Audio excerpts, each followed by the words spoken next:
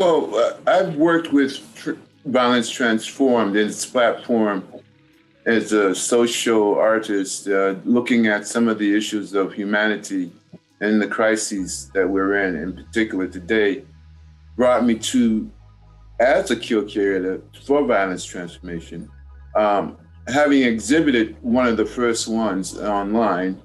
It was during the George Floyd crisis. His assassination really changed my perspective on what we were really dealing with in America, and opened up not only the issue of two pandemics, that is the racist pandemic that we were dealing with, but the actual COVID violence. So the time in the COVID is actually the platform in which I started looking at other artists' work.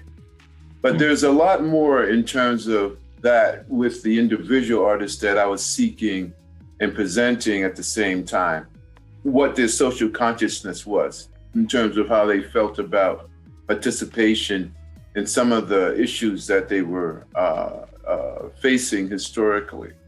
Because at this point in time, the social issues are crossing boundaries like no other. It's a global situation. And the pandemic was global. The racist reaction to racism by people was global.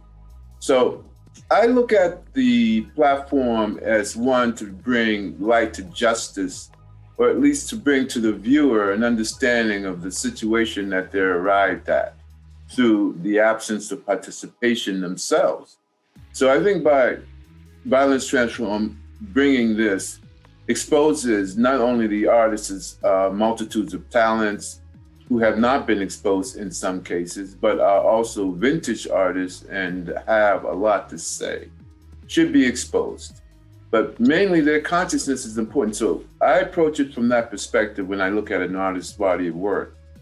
Quality is subjective, but the structure in composition is basic and universal, and I hope artists have that. But I'm very concerned about that content.